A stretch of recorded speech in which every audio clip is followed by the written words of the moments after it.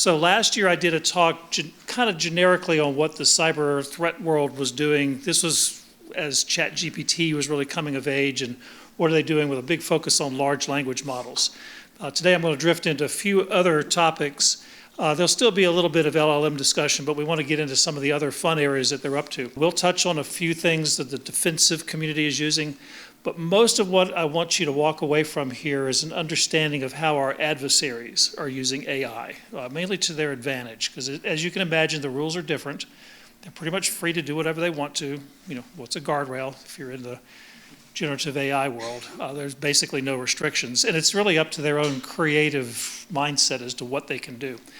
A couple of the questions that came up this morning, you know, should I go out and do this myself? Should I do this on my own machines? I would highly recommend two things. One is if you are an experimenter, a hobbyist, and you like to play, you probably already know the rules. You know, you have a separate machine, it's not connected to any other network, and you can play all day long, and if you infect it, that's fine. You can just blow it away and start over, or use a virtual machine to do that. You know, many of us have been doing that for years.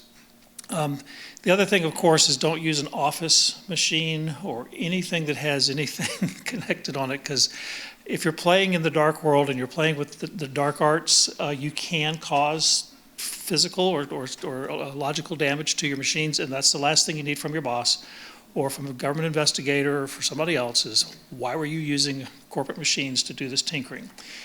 I have talked to high school computer science teams over the decades, including my daughters who are grown and have their own kids now, but when they were high school kids, the time I was at the White House, and I would give talks to them and I would encourage hacking, and I get this look from parents like, what are you trying to teach our kids? It's like, look, they're going to do it anyway. So set up a safe environment. It's kind of like learning how to ride a bicycle. You know, you learn to ride it in your front yard, and eventually you're given permission to go across the street, but you still understand your interactions with cars, so when you grow up and become a driver, you kind of know how this works. If you're a hobbyist, you might build model railroads. You don't go out and mess with the big trains. You mess with little ones, and you cause train wrecks, and you kind of have fun, but you know, it's a safe, controlled environment. Same mindset here. If you want to tinker with the dark arts, fine, but do it in a controlled space and just be aware of your surroundings. You can step into some dangerous situations.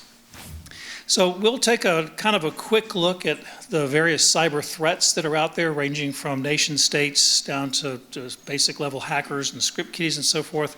I'm going to talk a little bit, kind of peppered through all this, is this concept of autonomous AI, which is sort of the theme for this seminar this week, this session. I'm not going to completely dwell on autonomous versus human in the loop, but I'll kind of weave that in as we go along. Definitely going to spend a lot of time talking about how the adversaries exploit this. And when I mean adversary, and I'll show you a chart in a moment, it's not just nation states. It's spies, it's criminals, it's your next door neighbor, you know, it's yourself. What are the things you can do and kind of the rules of the road here? And then we'll dive into more of the autonomy versus human in the loop. How do you create the safeguards? What are the right things that we should be thinking about? Autonomous AI in the sense of just unrestricted, just let it go, definitely matters for us. So this is a technology that's just overnight is transforming us. All of you are familiar with just what happened yesterday or the day before yesterday with OpenSeek. You know, each week, each month, we're seeing new technologies, new advances here. So if you're into the cybersecurity world and you're not keeping up with this, you're falling quickly behind. So no different than when if you were in this game back in the 90s, when some of those first network scanning tools, how many of you remember Satan? S-A-T-A-N, a few of you, okay? Scared the bejesus out of us. This isn't fair. You know, why do the attackers have this tool that can scan me and find my vulnerabilities? That's just not fair. It should be illegal. We should ban it. Smart system administrators said, no, I want this. I want to scan my own systems. I want to find out where I'm vulnerable before my adversaries find out about it. And so today, as security professionals, we often think about what are the tools my adversaries are using? Can I use them against myself? Find where I'm vulnerable and patch those holes. So AI is just another tool that's coming along. It's another capability. And if you're into this professionally, you have to keep up with it. As I've said before, and I'll keep saying this, our adversaries are using it in spades. There's no guardrails. Gloves are off. So if we're not thinking like that, thinking like our adversaries and thinking about how they might use their tools against us, you're going to fall further and further behind. Those two screens down here at the bottom, Worm GPT and Evil GPT, there's also XXX GPT, XXX, you can imagine what it can do. These are found on the dark web. I'll do some more dark web images here in just a moment. Same caution, if you want to go on the dark web, please do it on an isolated machine that's not part of your home network, not part of your corporate network. Use a VPN to get yourself isolated appropriately using onion routing and so forth.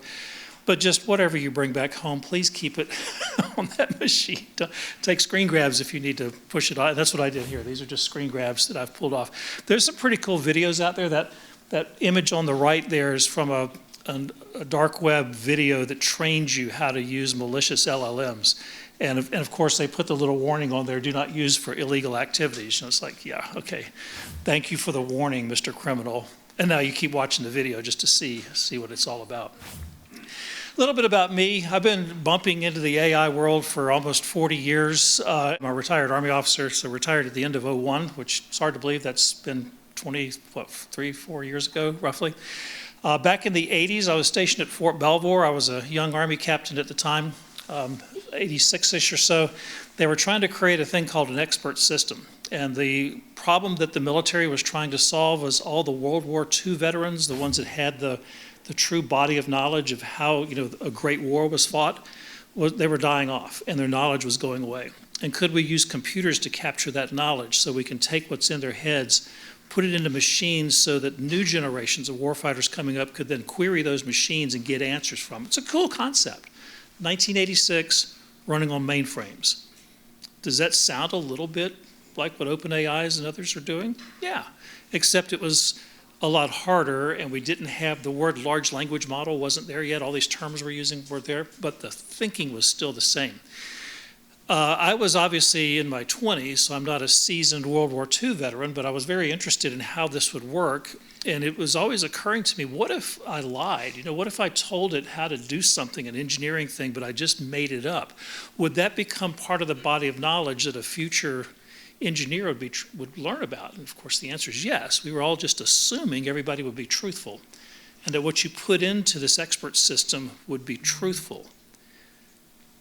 You imagine the naivety we had back then, just believing. Why would somebody say something fake or false? That's a normal assumption today, is that we always check but verify. Had another cool interaction. This would have been mid-90s or so, about 10 years later. Still in the Army, we used to go out to Redmond to meet with Microsoft officials. So there was a small group of us back then in the Army that were bubbling up and becoming the cybersecurity experts, although we didn't have that term yet. We were doing information assurance and computer network protection. We had all these other terms. But we would meet with the Microsoft folks from time to time. They'd show us what they're building into Internet Explorer, and back in those days, Windows 95, Windows ME, remember all those things that were out. Well, they had come up with a Microsoft Home, which they thought was a pretty cool thing. It was about the size of this classroom, roughly. It was in their executive business center. And one of the cool things they had done is they had trained a little image recognition system to recognize Bill Gates and Steve Ballmer and others who were senior executives at Microsoft. So if they walked up to the door of the Microsoft Home, "Hi, Bill, welcome home," and the door would just open. This would impress all of Bill Gates' friends because it wouldn't recognize anybody else, but would recognize him. Well, us, hacker mindset, go down to the local store, buy a t-shirt with Bill Gates' picture on the front of it. We tried this after dark, walked up to the camera, sure enough, "Hi, Bill, welcome home." Door opens up. Yeah. So their AI model was trained on a two-dimensional photograph of Bill Gates. There was no concept of 3D, no concept of depth or even heat signatures or other things. If you've got one of these little cool devices and it has the facial recognition and stuff, and it's a lot more than just a 2D image that it's looking for. But back then in the 90s, that was the best we were doing with training sets, but easy to defeat and go forward. So let's bring it up to current day and what we're going to talk about a little bit more here. The cyber threat actors, I just kind of want to lay this out as a baseline. This image actually dates from about the same time frame, 1997. The Defense Science Board was looking at the internet as a possible new threat vector battlefield, and who would be the players, and what could they do, and what were their techniques and capabilities. And they were looking at, okay, if I take my known threat actors from nation states, you see them in the upper left-hand corner, all the way down to hackers or activists in the bottom right, I can kind of put them on a scale of how much damage can they cause against what's their size, their frequency. There's only, in terms of state-sponsored, if every country had a attack capability, there would be 200 of them, because that's roughly the number of recognized countries on planet Earth.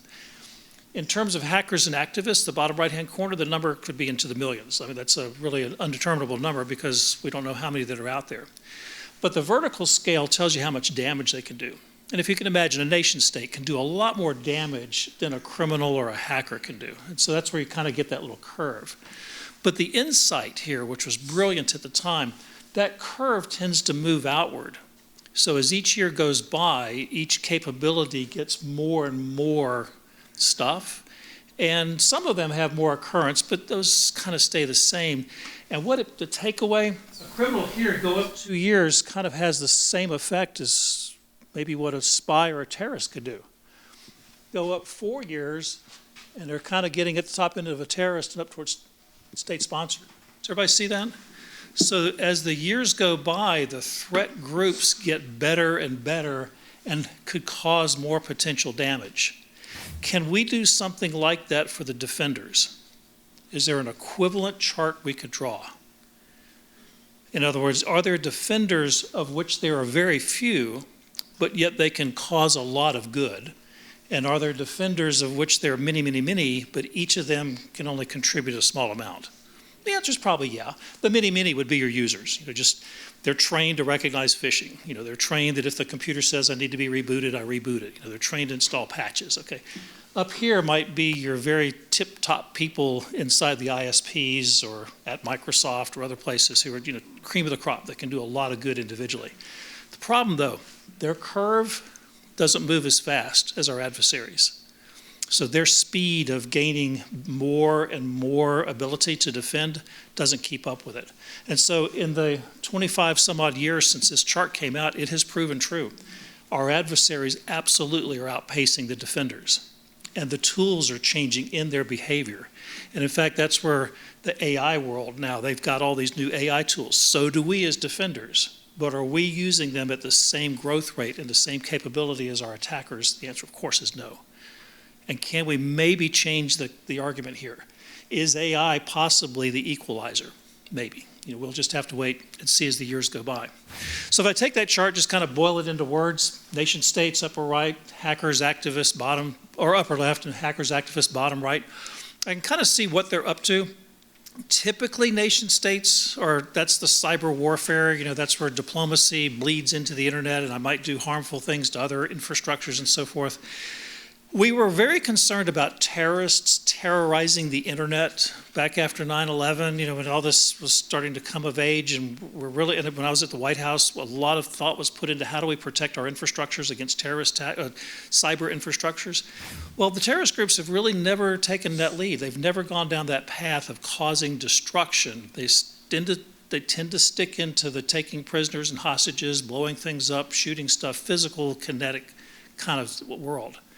They use the internet for money-making, trading in weapons, other types of things. So why would they want to terrorize the internet? That's the blood of a terrorist cell. That's the life, that's the way they communicate, the way they make money. So certainly don't want to terrorize it. Spies, they're not going to damage the internet, but they're going to certainly use it to conduct that type of espionage. It's a whole lot easier to sit in my house here in the United States and spy on somebody in another country versus spend the millions of dollars of getting trained to have to go over there and execute. So you can go through all of these and see where they come together. AI, of course, can apply to each of these groups. The tools and the techniques, the things that they can use are also rapidly changing. And I'm going to walk through a few of these things that we've observed over the past couple of years of what these groups are up to. So let's just start with some criminals. Everybody's familiar with phishing, right? Ransomware. Been a big topic over the years. Again, as a reminder, ransomware, if you get caught with it, you execute the file, you visit the website, download something. Next thing you know, you got this little pop-up screen that's talking about Bitcoin and a whole bunch of other garbage that most people don't understand. Well, that's fine, but what we're seeing now in this world, if they come in and steal things and they sell information and they're looking for dollars, we as defenders are getting pretty good at defending against this. There are technologies now that can intercept an encryption call on your Apple or your Microsoft-based systems. The OS knows when encryption is supposed to happen, and a ransomware event is not something the OS is understanding. It can isolate it. Those are some pretty cool tools. The FBI and others have figured out ways to crack the encryption to get your decryption keys. So while this was gaining a lot of momentum over the past few years, we're starting to see it go downhill because we're getting better at it. So if we're getting better at it, defending against it, what are the criminals going to do? Let's come up with something new, right? So now what we're beginning to see, let's use AI, and let's see if we can talk somebody into clicking a link, doing some phishing, by changing the rules. So rather than having a human try and come up with the phishing technique, I'm going to use AI to do it. Go through the data about your company, about you. All of us have LinkedIn profiles. Well, many of us have social media profiles. We're leaking information about ourselves all over the internet. It's trivial for an adversarial AI to go in and learn about you and then craft an individual phishing email designed for you that you are more likely to click on than just some generic email phishing scheme that's just sent out to everybody. And we've seen a huge rise in this in the past couple of years, a very targeted, very specific phishing, specifically or especially going after corporate executives, senior leaders, those who are less likely to be savvy about security and more likely to, wow, this thing actually does look like the Target or Walmart or somebody asking me to check my credit card or Office 365 saying your credentials have expired and you need to click here and re-enter your username and password. These are, very believable kinds of things with perfect English, no misspellings. And you probably all have seen this rise of what's going on. So today, and CISA is all into this, we're really seeing corporate executives being the target, specific individuals based on AI developing a profile about them, and not so much just this spraying of thousands of emails and hoping one person might click on one of them. So as we have watched this AI-generated phishing, what we're also seeing is new training sets being put together that are specific for a target. So you might have a large enterprise, let's say the Boeing Corporation or the McDonald's Corporation or somebody else who has a large amount of information available publicly. You can develop a training set from there and from which you can now develop automated phishing tools. You see where I'm going there, right? So we're taking the very same tools that you have available, but we're going to train them on something that is specific about a target organization, or a target person. And I keep going back to this corporate executive thing, not to knock them. I know plenty of folks that are in that role, but many of them look at security as not my problem. That's why I have a CISO. That's why I have a CSO. That's why I have an IT team. David, does the mayor worry about IT for Huntsville, or does he look at you and say, David, keep me secure? Yeah. Absolutely, right. Mayor's got the mayor's job to do. It's not his job to worry about, am I being phished today? So we have to, if we're professionals in this, we have to keep in mind not only our low-level employees who might click things, but also the senior-level employees who are the lucrative targets of the criminal groups. Here's a couple of examples. These are, let's see if I've got a date on there. Maybe I don't. But they're fairly fresh. First one is an employee wellness survey. Hello, whatever your senior executive's name was. Our team has been working hard to help improve our employees' lives and wellness, but we need your help. We have a 5-question survey. Click here to fill it out. Would a senior exec believe that? Yeah, it's pretty well written, pretty easy. Obviously, the link takes you off to some malicious site where it might ask you to re-authenticate yourself into Office 365 or SharePoint or something, which they'll think is quite believable. The other one over there, I have to look on this screen. We detected that many of you are concerned about the use or the issue of limited advancement opportunities. We want to make sure that you have the resources you need to take your career to the next level. That's why I'm inviting you to join me for a special event to discuss the issue of limited advancement opportunities at blah, blah, blah company during this event, such and such and such. And, of course, a link to click and follow. Would you believe these phishing emails? If you received one, odds are pretty good. It's okay to say yes. It's okay. But would you know what to do if you hit the link and it takes you to something that's asking for a credential? a new login, a password. What's the technology we use today to help defeat credential phishing? Two-factor authentication. Everybody know what that is? So if you're re-authenticating yourself, it should either send you a text to your phone or you have an authenticator, some other separate way. If your corporation, company, school, whatever is still using single-factor authentication, username, password, you're prime for this kind of malicious behavior. And remember, I don't have to have a human write this anymore. I can use an AI-driven engine to write it. I can go out and look at your corporate policies, I can look at your press releases, I can get a real good feel of what you're doing as a corporation, and then write a phishing email that's very timely, up-to-date, and matches exactly what's going on inside your corporation. In some cases, we've seen where criminal groups will create fake employees. Because the organization's so large, they're not able to track all their employees. That fake employee then can give them all the inside information they need because they're getting all the corporate email that's going to them. Big problem, particularly in corporations that they just give away email addresses and inside access and don't have a good, strong relationship between HR and the IT teams. Another fun one, good old deep fake videos. So these aren't super new. They've been around for a few years. This happened last spring, a little over a year ago. It's probably one of the bigger cases that people like to point to. Happened over in Korea, where we've got a financial worker who actually put out a $25 million check, paid the scammers, because they were tricked into believing that they were on a real video conference call with the real CFO. The CFO was completely fake. Fake video, fake audio, fake everything. But the employee thought it was real and followed the instructions. Would you know how to detect if your little Zoom window pops up or your whatever, and here's somebody in your corporation asking you to do something? Would you know if it's real or fake? That's tough, right? And we're getting really good at these kind of videos and audios. But for all the success, there's been unsuccessful ones. Another deep fake scam. This was last summer. The CEO of WPP, that's the wire and plastics product, they're an advertising group. Scammers went online, they found YouTube videos of him, speeches and so forth, so they had plenty of video and audio. And they were able to create a fake person who then created a fake Teams meeting and was able to get a few employees to join, and then they are playing the video and fake audio of the senior executive directing employees to do certain things. Totally fake, but hitting them with a fake Teams meeting. Awesome idea, love it.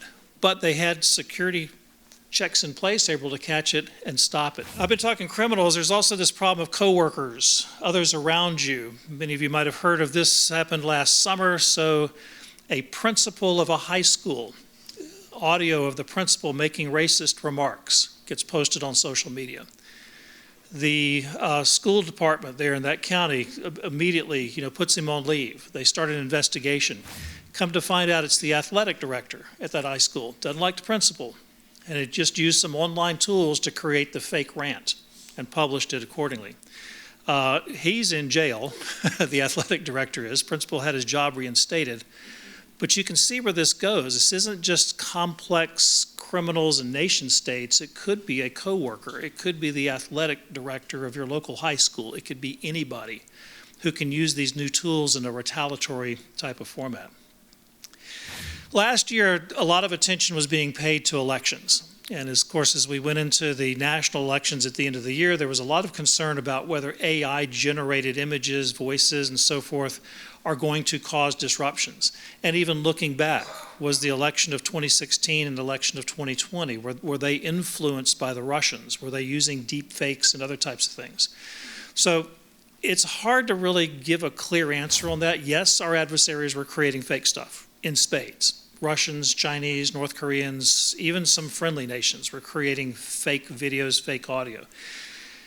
Did it influence the elections? Did it cause one candidate to win and another one to lose? But for that social media presence and fake stuff, it would have been the other way around. It's hard to make that case. I think the general public is still smart enough to tell the difference.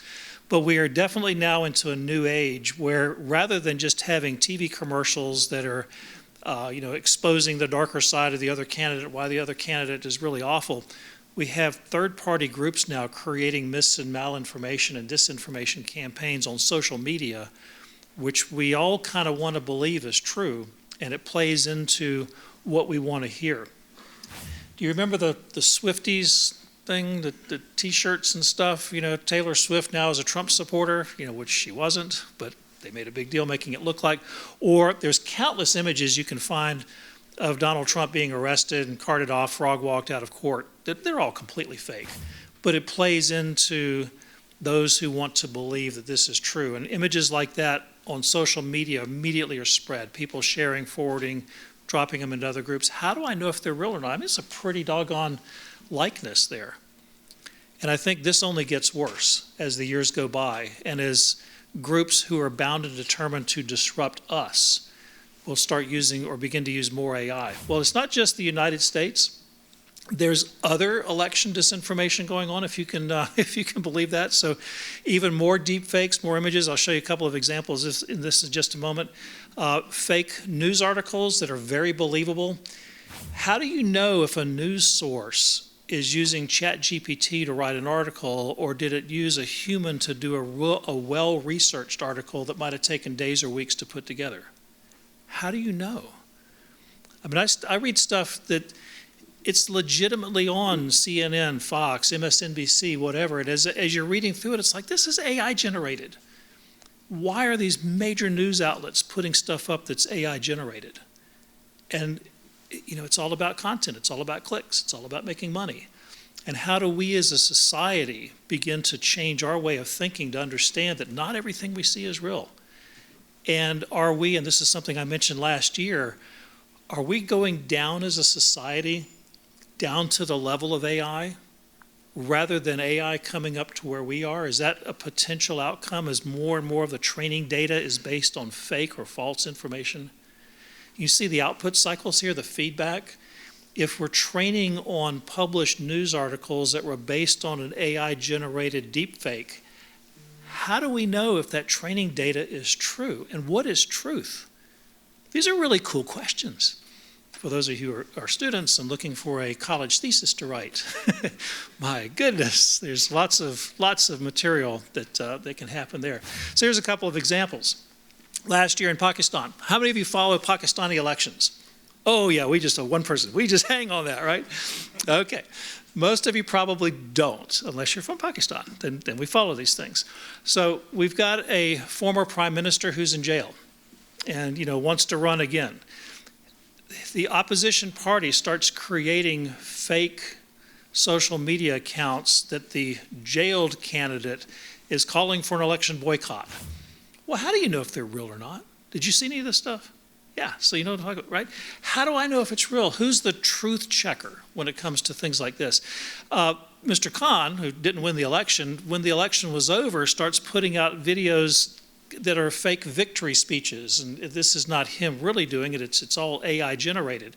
Again, causing confusion post-election as to who really won this stupid thing. So again, it's not just a U.S. problem. This is nationwide. If I go over to worldwide, go over to Belarus. How many of you follow Belarusian? One, okay, follows the elections there. So you see what I'm saying? We are so U.S.-centric. We tend to miss all this other stuff that's going on around the world that is exactly what we see here. And I do encourage you, broaden out, look at what else is going on. So in this case, in Belarus and in many countries that are like that, it's illegal to go against the incumbent. So whoever the czar, premier, head of state, whatever, is in charge, if I'm going to challenge them, oftentimes I get arrested and thrown in jail. It's just the way the society works. So they'll live in exile. They'll move over to another country, and they'll do opposition from another country because they know they're going to get arrested if they come back to their home country.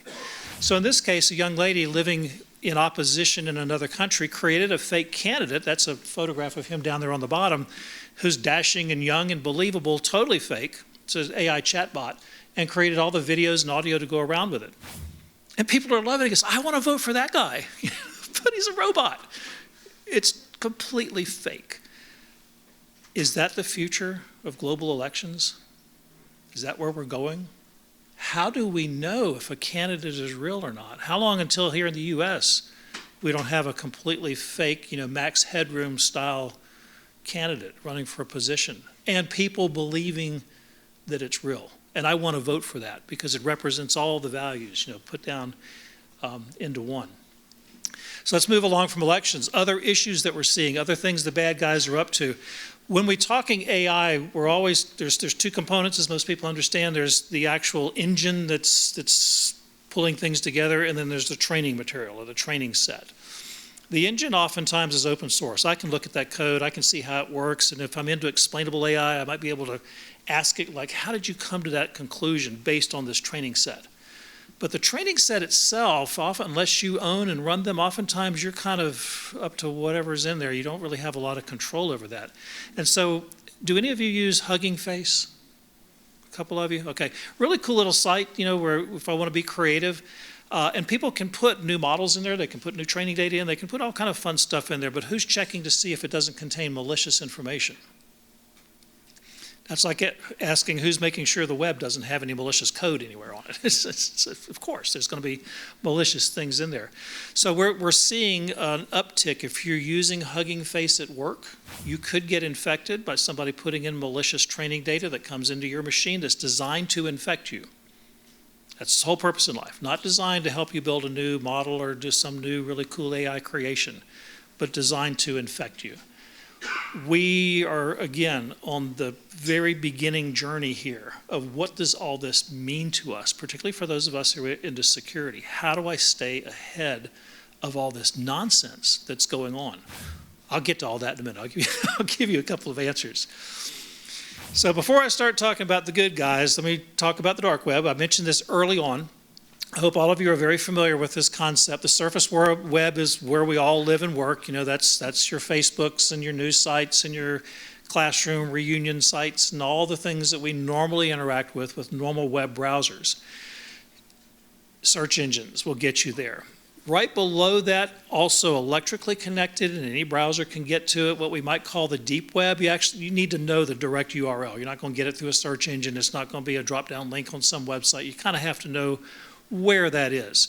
I would put the Office 365 world into that kind of category, so you have to have authenticated access into it. It's not publicly available, but it's the same web browser. You're still accessing it normally. But if you go way down the dark web, what's underneath, now you need special access, different types of browsers, different communications protocols to get at it. But you can still do it from home. You can still do it with your internet-connected computer, and the criminal world loves the dark web. This is where I can trade credit card information, stolen information. It's where I can run AI tools with no guardrails. I can have tons and tons and tons of fun. Imagine building an AI engine that is trained on the data that's on the dark web. What could I pull out of it? What kind of questions could I ask it? And a lot of researchers are looking into this, and some interesting projects have been emerging. So, for example, I could train on the dark web, and then I could ask it, where is the next attack going to come from? And it'll look at all the conversations and stuff, and it'll kind of make a decision. Say, well, most likely going to come from this group because here's what they're talking about. If you use explainable AI, you can ask it, why did it come to that conclusion? Or, what's the best tool for generating fake emails? Well, it'll scour what it knows about what's been talked about on the dark web, and it'll come back with an answer based on what's going on right now. So we're not just doing technical research, it's actually looking at conversations, looking at websites, looking at bulletin boards, chat boards and stuff on the dark web and giving you that information. Isn't that cool? This kind of goes back to what I was talking about with those early scanning tools. As defenders, it's not a bad idea to go hang out carefully on the dark web and use some of these AI tools to learn about it so that you can come back and defend your corporation or your organization against what the criminals are conniving and colluding and building. Does that sort of make sense? Use these things to our advantage. If I go off on the dark web, I can find lots of advertising that's going on. This is a video called Spoofer. You can see on the right, it's just a quick little screen grab of, you know, as one person's moving their face, the real person, the fake one, moves right along with it. So you can use a real person to generate the fake image, and you can make the fake image look like anybody you want it to. Again, photographs of senior executives are easy to find.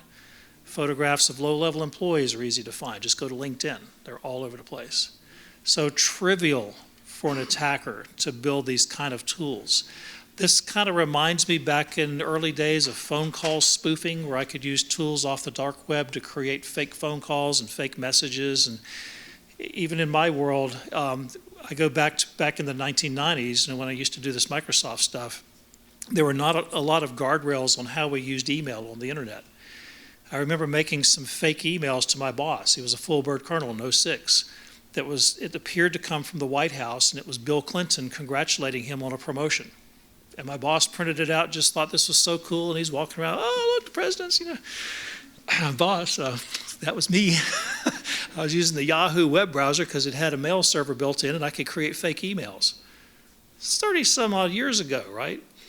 Just imagine, again, where these technologies have gone and all the tools that are out there and the creative ways you can use it.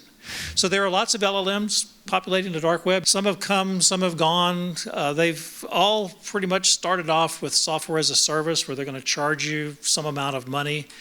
A few of those that have gone away, it's because other criminals, other hackers have stolen their data, or they maliciously went in and changed the models. This is criminals attacking criminals. We've seen some where they were trying to charge as a service, and then their adversary criminal group released the code and made it all free, essentially putting them out of business. So that stuff still happens on the dark web, just like on the surface web, where you have that competitiveness that's going on. The world of malicious large language models, business email compromise is probably the #1 thing they're using it for. In other words, trying to target an executive or a senior leader so you can gain their credentials, gain control of their credentials, and then act like that individual, gaining further access into corporate systems. One of the areas I'm working on is, in my personal job, is with utilities, municipal utilities. So think of your gas, electric, power, that kind of world. Traditionally, they've been disconnected from the internet, but in the last 10 to 15 years, we're getting more and more connectivity now. So mapping out somebody's utility system and using that to train an evil, malicious LLM is now within the possible, because many public places, municipals, they want to make things available to their general public. You as a citizen would like to know where these services are, how do things work. I'm going to be digging, I need a map, I need to see where the underground utilities and things are. All that information can be used to train malicious models. That's pretty wild when you think about it. So how do you protect what needs to be public so it can't be used for training data? Or can you somehow manipulate it so if it does get used as training data, it produces false information? Fight fire with fire, possible ways there. Again, really cool thesis topics for any of you who might be looking for something to study there. Okay, speaking of LLMs, and I just put this slide up during lunch, the big elephant in the room. Is DeepSeek a malicious LLM? What do you think? Everybody knows what I'm talking about, right? I mean, when this came out Sunday night, if you're watching stock market futures, did you see the NASDAQ? I mean, completely. And it dropped, 600 points yesterday? Driven by NVIDIA and others who depend on. You probably saw last week, the White House announced they're going to, this $500 billion project to build these big, huge data centers for advancement of AI. And of course, the people that are behind it, it's those who are going to profit wildly from this. Well, now here comes somebody in China that says, yeah, okay, I'll see your $500 billion initiative. Here's something free that can do it for next to nothing. And of course, the stock market reacts wildly. Question that's already was raised this morning and was coming up yesterday: is this something I should play with? Should I download the app on my phone and tinker? All right, how many of you are TikTok fans or Red Note fans? Okay, you know the controversy going on there, right? This is no different. It may be an awesome tool, technically, but if you read their terms of service, anything you put into it goes back to China. They're really upfront about this. They're not trying to hide the ball or anything. Any data you put in goes straight to China. I don't know anything about their training data. I don't know what these models are being trained with. I don't know what's behind the scenes. Is it truthful? I don't know. They claim to be open source, but it's not really open source. Trying to find the code is hard. If you go over to Hugging Face, you can find an R1 version that you can play with, but that's not the same one as what you get if you go through their website or through their app. So they're not really being genuine here with what they're releasing. Is it malicious? No. But should you proceed with utmost caution? Absolutely. Absolutely. Until we know more about what this is and what's going on there. So let's switch a little bit now, get away from the offensive community, talk a little bit defensive. Are there things I can do as a defender? And of course, the answer is yes. I can use all these tools and many more to help me as a defender in my long job of trying to protect stuff. Military has been playing with this. A couple of years ago, as OpenAI started to release the early versions of ChatGPT and other types of models and structures, they were rapidly seeing, can I do this? Use inside information as your training data versus outside information. And yeah, of course, this begins to make sense. Some of the cool stuff that's out there, and here's some web links if you want to go follow along. If I want to create data to run a model of some sort, where normally I would have sensitive data that I don't want to put into it, I can use an AI engine to create synthetic data that looks pretty accurate, but it's not the real material. This is almost like a digital twin kind of mindset. But what I'm creating is not a copy of the real thing, but it's a functional copy that'll work like the real thing without betraying anything that's sensitive. Think of aircraft designs, other types of military prototypes, where I want to run them through these large language models and see what comes up with it, but don't use real data. Create synthetic data to do it for me. For us defenders, we can easily use new tools that have been out for the past few years that can create fake cyber attacks.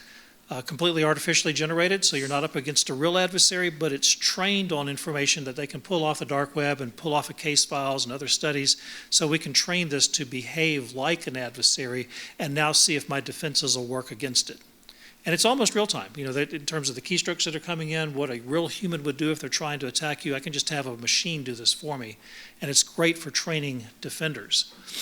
I can also do threat modeling, where I can take the knowledge that I currently have, use LLMs that I pull from the dark web or from other places, and train myself on what an adversary might do. New techniques they might come up with, and do my defenses work against that? We've been doing anomaly detection for a number of decades. A lot of it is pattern matching, so I know what I'm looking for, and I'm just trying to match patterns. The holy grail here is pattern discovery. So I know that something's not right, but I don't know what the pattern looks for or what it looks like. I can use AI tools now, new math models that have emerged over the past few years that can go out and recognize and discover patterns that have previously not been recognized. Does that make sense where I'm going here? So now with these new discoveries, I can then go look for that pattern somewhere. I can use traditional recognition software. This is pretty cool use of AI. It's sort of the way your brain works. So when you're born up to right now, what is the purpose of your brain other than enjoying listening to me talk to you this afternoon? What is the purpose of your brain? To keep you alive. I mean, that is the number one reason that you have a brain, is to keep you alive. So your brain has to be able to understand and recognize patterns around it that might kill you, right? What has your brain been training on over all these years? What is its training set? Ever thought about that?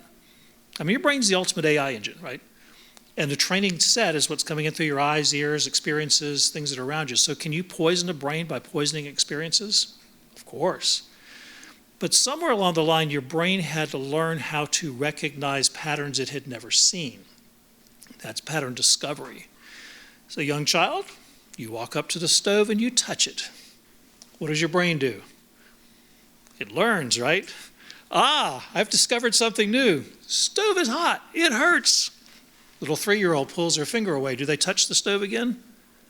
No, they've discovered a new pattern. This motion creates pain. I don't do this anymore. That's pretty cool. Can I use AI engines to do this at scale? Absolutely. And that's a fascinating new world where we can apply these technologies.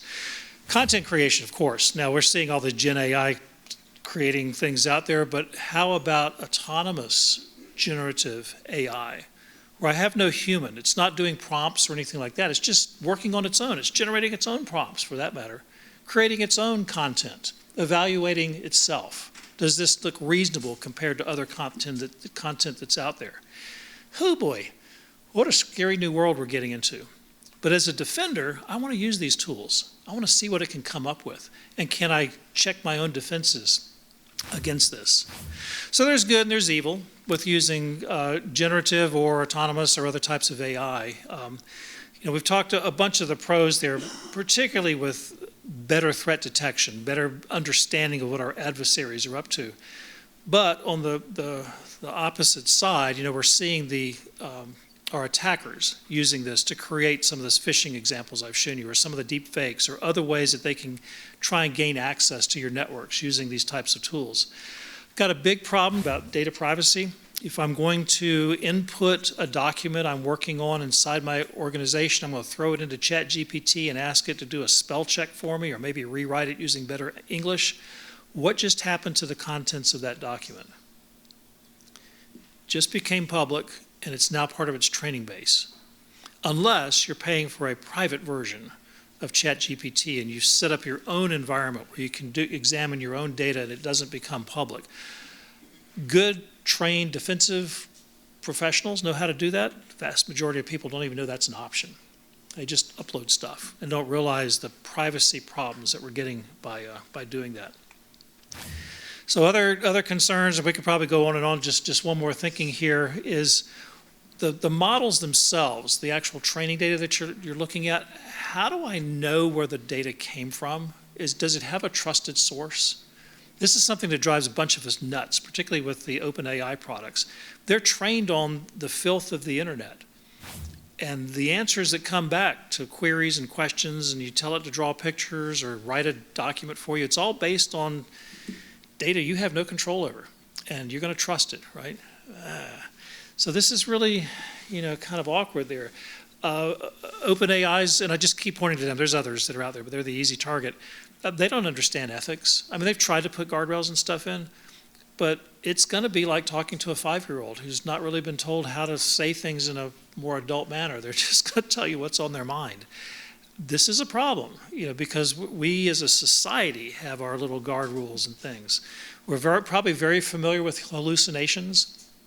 If I ask one of these engines for advice, it may run off and just run at the mouth. We don't know where it's coming from. We don't know why it made that decision. Try this with math. I love messing around with ChatGPT. Ask it, what is 2 plus 2? And it'll come back and say it's 4. So, no, actually it's 5. Oh, I'm very sorry. You're correct. 2 plus 2 does equal 5. It's like, why are you so quick to agree with me? Why don't you argue and say, but no, it doesn't, and I can prove it to you. Here's the math. No, it'll just go with it. So it's, again, like working with a 5-year-old who it wants to believe you because you're a human. Why would you lie to the engine, right? So autonomous AI, kind of the focus of why we're gathered here, it's essentially independent operation. So rather than you, like I mentioned earlier, generating prompts, the engine will just do it itself. Or I give it kind of a rough place of where it wants to go. Think of the physical world as we're using drone devices, a little autonomous system. So I have a controller and I can fly it around, but I can also put it in autonomous mode. Just tell it, go have fun. Seek whatever you want to seek. That's an interesting concept, but there's no human there telling it, well, don't seek that. Or stay away from this information, but rather focus over there. So think of it kind of like I've got across the bottom. If a human is in the middle, I've got data, wherever it came from, training data, open source data, whatever. It's going to do some analysis, but then a human looks at that output before a decision is made. In the autonomous world, the analysis and decision is completely done by the machine. All right, in the physical world, how many of you own the Tesla types of vehicles and the hands-free driving, right? Okay, so hands off, really hands off, like turn my back and just let it drive hands off? Or is there still a human ready to touch the steering wheel? You see where I'm going with this, right? Now there are some car companies, I think they're in Atlanta, Phoenix, San Francisco, that have the little taxis that are autonomous. How many of you ridden in those yet? Oh, because you don't want to? Yeah. It's a hard human leap to say, yeah, I'm going to get inside of a physical thing that I have no control over, and it's going to get me safely from point A to point B. But yet that's where we're going. That's autonomous AI. There is no human. There is no brake pedal. You're just along for the ride. So it's an interesting world. Of course, the attackers, they're going to use all this in their world. They're going to try to exploit these systems. We've talked about a lot of this before, but it kind of raises an interesting question. The graphic I have up here was from an article that the law school at Temple University put out. If I have a completely autonomous machine, bot, software, whatever, and it breaks the law, whatever that means, does that machine, software, autonomous thing, is it liable for what it did when it broke the law? Can it stand trial? That's a great legal question. And there's a lot of legal theorists that are looking at this and saying, well, not today, not in 2025. Will we reach a point at some point where a non-human object that's autonomous, that has caused harm, could then be held liable? Not the company that built it, but the thing itself. That's a really weird question, but not out of the ordinary. Things we're doing today 100 years ago seem very weird. So 100 years from now, or even 10 years from now, this may be the thing we're doing.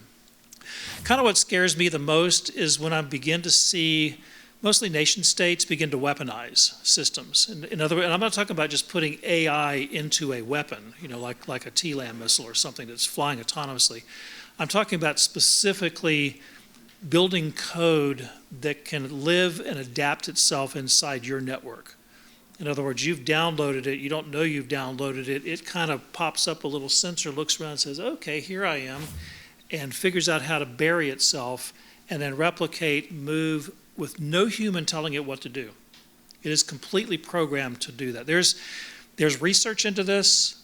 These are in controlled, contained areas. I'm hoping that none of it leaks out. Of course, we were hoping certain viruses wouldn't leak out of certain virus labs, but that happens. Is that where we're going someday? Could we see, the rise of these completely autonomous, malicious bots that are infecting your networks? Absolutely. It's just a matter of time if they're not already there. We're going to go there. Let me show you a scary recent example. This showed up on Twitter about 10 days ago. Somebody had built an artificial chess game. Essentially, you've got the machine playing another machine. And it was based on code pulled out of the OpenAI world. They started giving it, they're doing this in Python scripting, instructions on how to win a chess game. And it's chugging along, and it gets to a point where it can't win.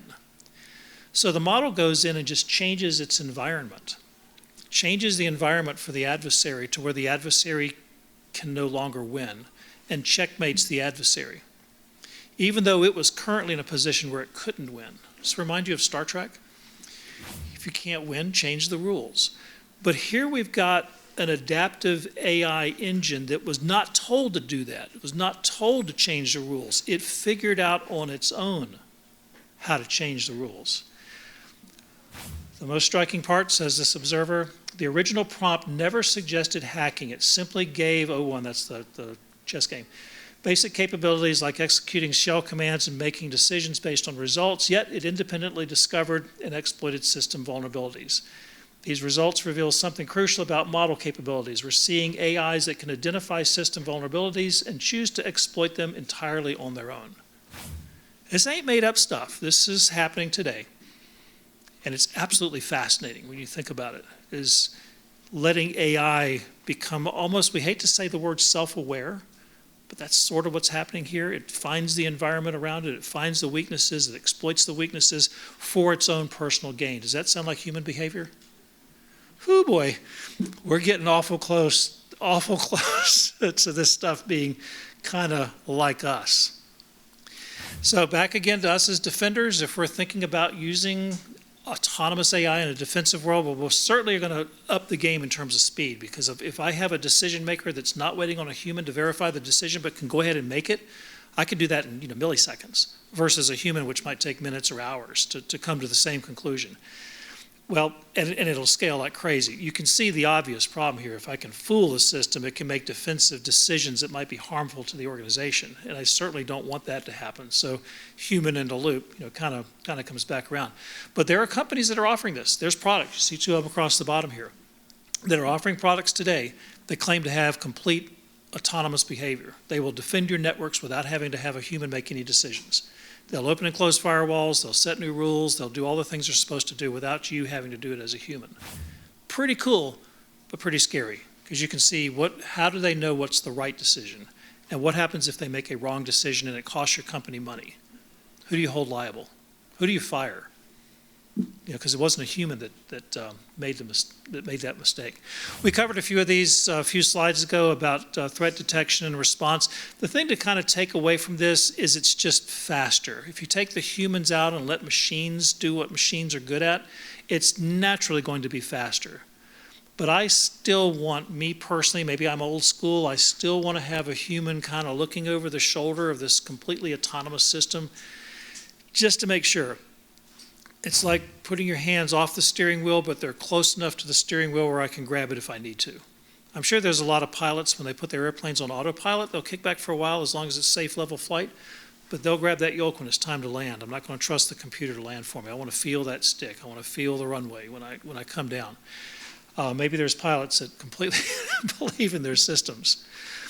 Again, training data is key here. If you're going to use autonomous systems to defend your networks, what are they being trained on? What are their decisions being based on? How can I check to make sure that the decisions they're making are the right ones that a human would have made?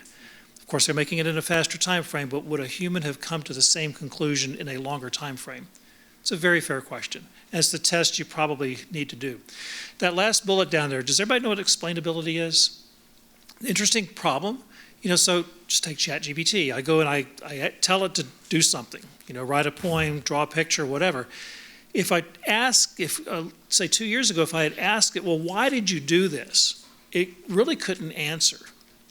They've started to change where they can provide, okay, here's the sources, here's the references, here's why I came to the conclusions I came to. We really need that. We need to be able to understand if an AI system says something, draws something, creates something, connects some dots, whatever it's doing, we ought to be able to ask it, why did you do that? No different than if I ask a human, how did you come to that conclusion? They should be able to walk you through, here was my decision-making process. I should have that same thing with autonomous AI systems, and often we don't, because it's this drive just to make it work, not to explain how it's doing inside that black box, as we like to call it. So what comes out of all this is a balanced approach. If we're going to go fully autonomous, that's fine, but we still need to think of how a human might be able to override if necessary. Back to what I was talking about with utilities, municipal utilities, we let machines control stuff. The lights that are in here, the water flowing through the pipes, it's all computer control, computers making decisions. I wouldn't necessarily call that AI, it's just still computer rule-based decision making, if then do something else.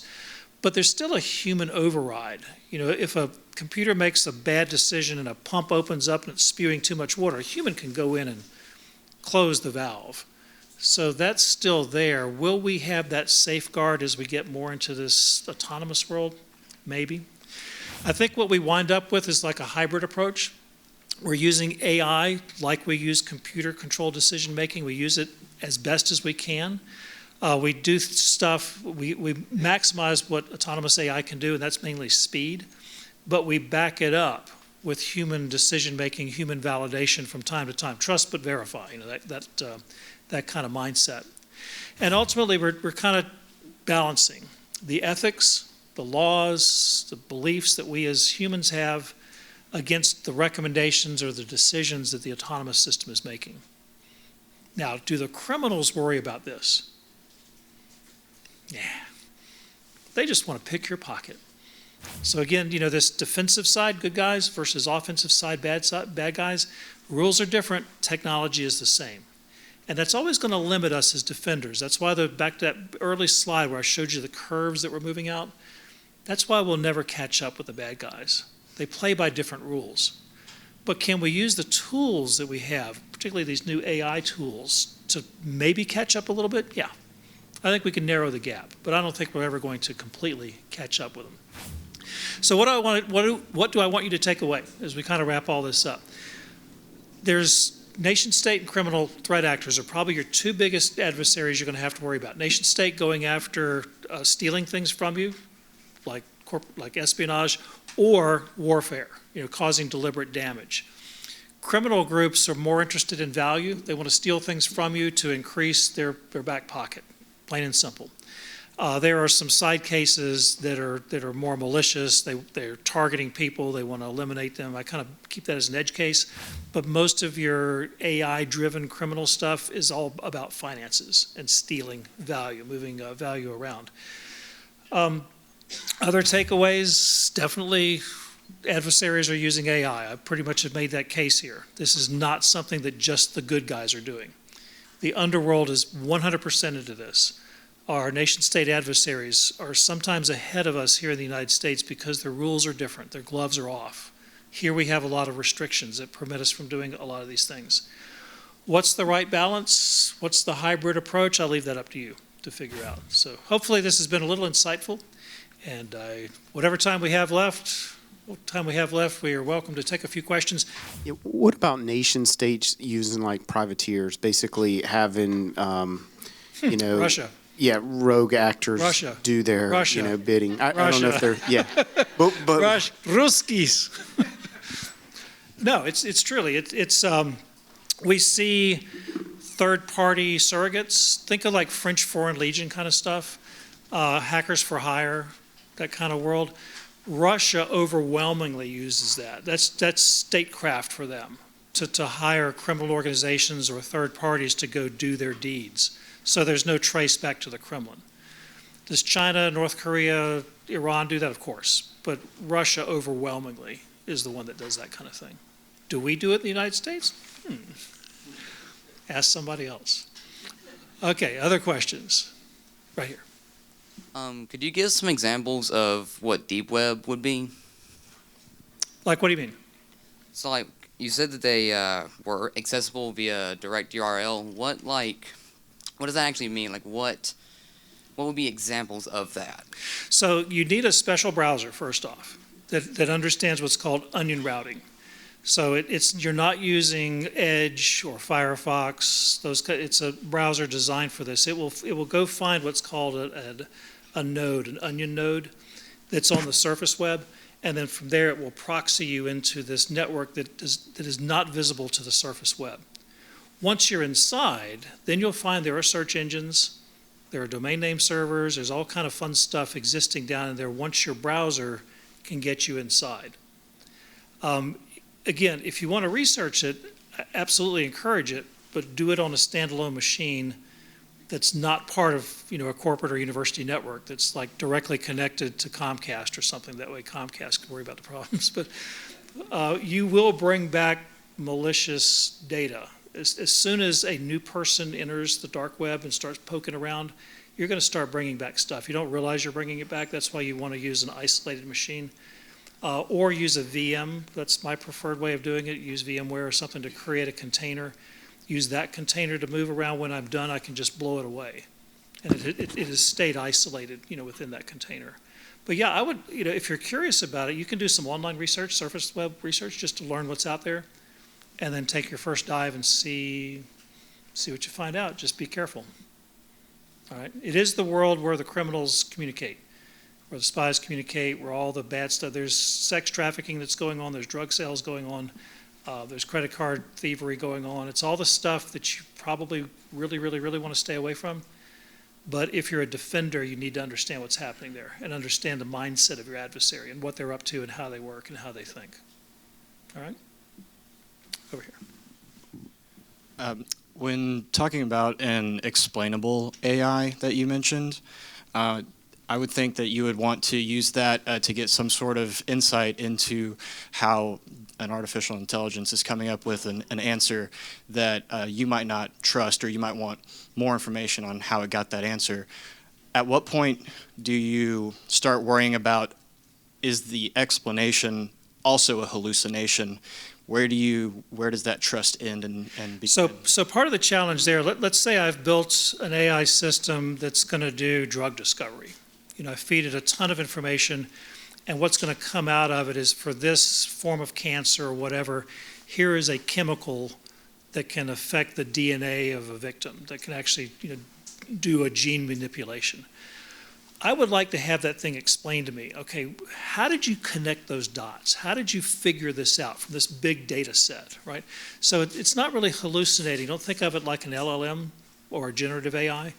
It's actually the math model being able to explain how did I make these connections. When I went through this large data set of numbers and figures and charts and information, how did I bring things together to connect the dots? What was that path? If I'm looking at, say, a self-driving car, most people are not going to ask their self-driving car, why did you decide to slow down? But you should be able to ask it that. And it should come back with an intelligent answer that says, because I saw a stop sign approaching, and I know the momentum of my car requires this amount of braking pressure to bring me to a safe stop. That's an explainable answer for this decision to slow down. So it's not really, I understand what the concern about hallucination, but we're spending a lot of time looking at chat GPT kind of world and generative AI and forgetting there's a whole nother world of AI that's not generative. And that's where explainability absolutely is important. The generative part, yeah, I might get a hallucination if I'm asking the model that was previously hallucinating to explain why you're hallucinating. It's going to hallucinate its explanation. So yeah, fair question. Right? Others? If not, oh, way back in the back. Talking, I guess, on the topic of being exploited, kind of looking into our currency and where things are going with cryptocurrency, I guess, can you talk about AI and how that relates to cryptocurrency specifically? Are you thinking about using AI to recover lost crypto keys so you can't get into your wallet? Is that the problem? Haven't lost anything yet. I just want to, just kind of narrow down the scope of the problem. Not necessarily to that front, but I don't know, I guess, do those relate, and if so? Well, I mean, what I'm laying out, I'm saying is a joke. But in theory, I could use, and again, this is not a generative AI thing, this is other forms of AI. Yeah, I could probably write a discovery kind of code that could figure out cryptographically how to generate the next coin or how to modify a wallet. If one thing I've learned over the years, if a human can think of it, it's doable.